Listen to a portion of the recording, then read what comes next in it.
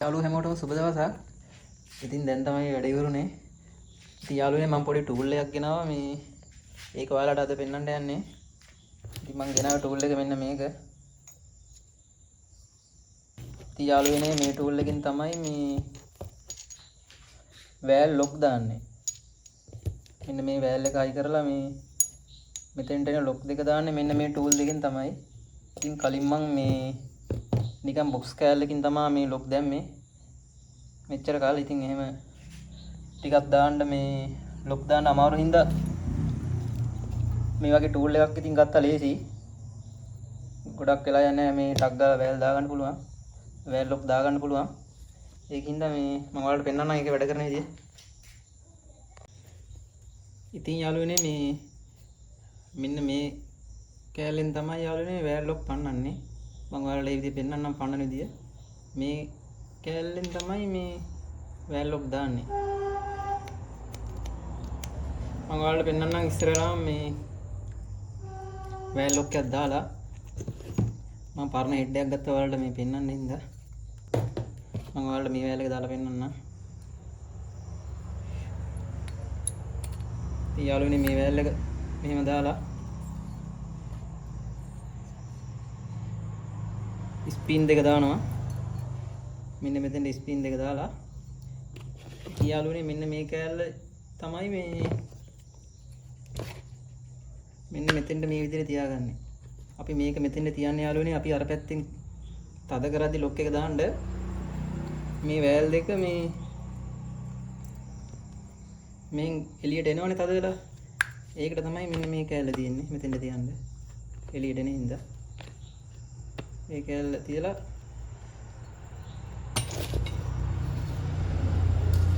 ඊට පස්සේ මේ වෑල් ලොක් දෙක මේ මෙන්න මේ විදිහට දැම්මා.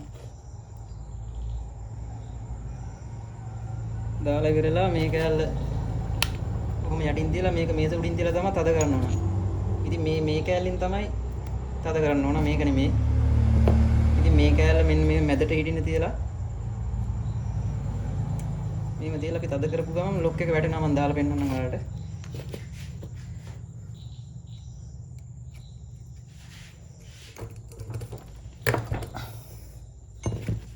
ඔයාලට පේනවා ඇති යාළුවනේ ඉතින් තප්පර ගානයි ගියේ මේ ලොක් එක දාගන්න.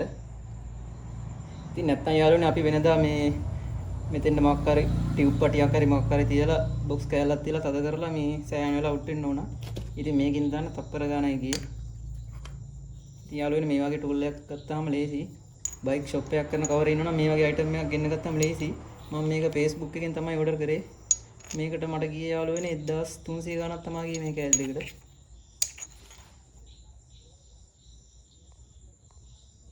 ඉතින් යාළුවනේ මේ මම ඔයාලට වෑල් ලොක් පන්නන විදිහත් පෙන්නන්නම්.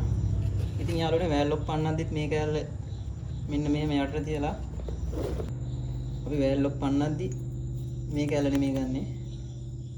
මේ කට ලොකු තියෙන්නේ මේ බොක්ස් කෑල්ල තමයි ගන්න ඕන. ඉතින් යාළුවනේ මම මේ දැන් ලොක් දෙක පන්නලා පෙන්නන්නම් ඔයාලට. ඉතින් යාළුවනේ මෙතෙන්ට මේ රබර් කෑල්ලක් ඉන්නේ මේ අපි මෙතන තට්ටුවක් දාද්දි මේ වෑල් එක ඩැමේජ් වෙන හින්දා තමයි මේ රබර් කෑල්ලක් මේකට මේ හම්බෙලා තියෙන්නේ.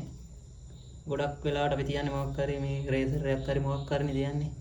ඉතින් මේ රබර් කෑල්ල තිබ්බහම මේ වෑල් එකට ඩැමේජ් වෙනවා අඩුයි. අපි මෙහෙන් තට්ටුවක් දානකොට නැත්තම් වෑල් එක පොඩ්ඩක් ඩැමේජ් වෙන හින්දා තමයි මේකට රබර් කෑල්ලක් වෙලා තියෙන්නේ. මෙන්න මේ විදිහට තිබ්බා යටට. තියලා ඉවරලා යාළුවනේ මේ තව ලොකු බොක්ස් කෑල්ල අරගෙන හරියට මැදට තියලා අපිට තියෙන පොඩි තට්ටුවක් දාන්න මෙතෙන්ට. ඔයාලට පේනවා ඇති ලොක් එක ගැලවුණා. ඉතින් යාළුවනේ මේ ලොක් එක විසික්කුණත් එළියට යන්නේ නැහැ මෙතනින්. මේක ඇතුලේ හිර වෙලා හිටිනවා. අපි නැත්තම් වෙනදා මේ මොකක් හරි බොක්ස් එකක් තියලා ගාද්දි ලොක් එක නැති වෙනවා. දැන් මේකේම ලොකු ඩැමේජ් එකක් ඉන්නේ නැහැ. ඉතින් යාළුවනේ වෑල් ලොක් දෙක පන්න ගන්න ලේසි.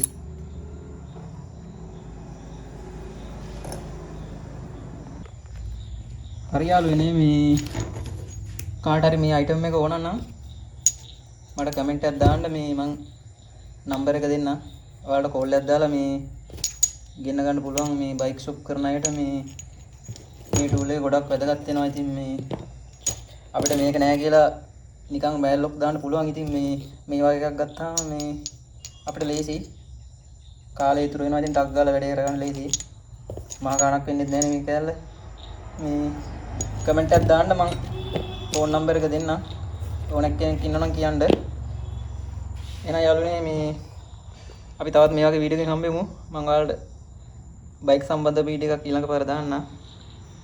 මේ එහෙනම් යාළුවනේ ආයි මේ වගේ වීඩියෝ එකකින් හම්බෙමු. එහෙනම් යාළුවෝ හැමෝටම ජය වේවා.